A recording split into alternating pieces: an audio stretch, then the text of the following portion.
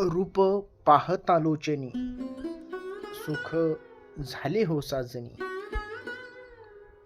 रूप पाहता लोचनी सुख झाले हो साजनी हा संत ज्ञानेश्वर महाराजांचा एक प्रसिद्ध अभंग आहे, ज्याचा अर्थ असा आहे की माझ्या डोळ्यांनी म्हणजेच लोचनांनी विठ्ठलाचे रूप पाहिल्यामुळे हे सखी, हे साजनी, मला परम आनंद सुख मिळाले आहे. आणि हे सुख इतके अलौकिक आहे की ते शब्दात व्यक्त करणे कठीण आहे.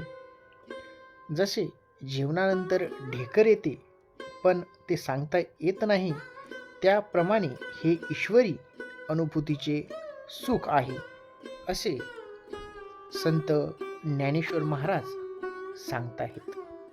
रूप पाहता लोचनी सुख झाले ओ साजनी. अभंगाचा सविस्तर अर्थ आपण आता समजून घेऊयात. रूप पाहता लोचनी, माझ्या डोळ्यांनी म्हणजेच नेत्रांनी विठ्ठलाचे रूप हे मी पाहिले आहे. सुख झाले ओ साजनी, हे सखी, हे मैत्रिणी,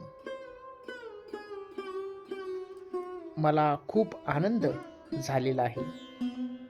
तो हा विठ्ठल बरवा, तो हा माधव बरवा.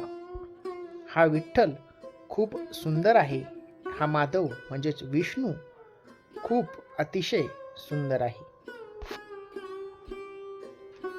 बहुता सुकृताची जोडी, हे सर्व माझ्या पूर्वजन्मीच्या अनेक पुण्याईच्या फळामुळे घडलेले आहे, असे संत ज्ञानेश्वर महाराज सांगताहेत.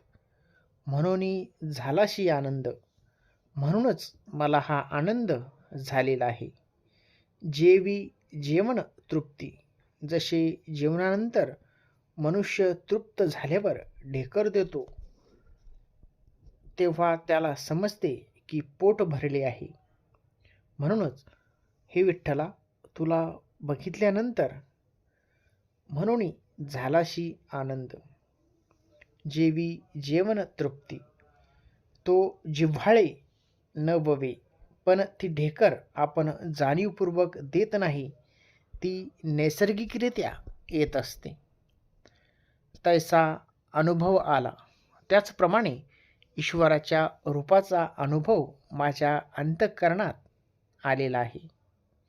बाप रुक्मादेवीवरू, हे संत ज्ञानेश्वरांनी बाप रुक्मादेवीवरू आपल्या इष्ट देवतेबद्दल म्हणजेच पांडुरंग परमात्मा विठ्ठलाविषयी व्यक्त केलेली भावना आहे. हा अभंग ईश्वराच्या दर्शनाने मिळणाऱ्या परमानंदाचे वर्णन करतो. ही अनुभूती इतकी गहन असते की ती केवळ डोळ्यांनी पाहिल्यावरच कळते आणि ती कोणत्याही शब्दात व्यक्त करता येत नाही. जसा जेवणानंतरचा तृप्तीचा अनुभव ढेकर रूपातून व्यक्त होतो, हे ईश्वरी रूप हेच सर्व सुखाचे भांडार आहे, असे संत ज्ञानेश्वर आपल्याला सांगताहेत. रूप पाहता लोचनी सुख झाले ओ साजनी हा अभंगाचा सविस्तर अर्थ आपण आता समजून घेतलेला आहे.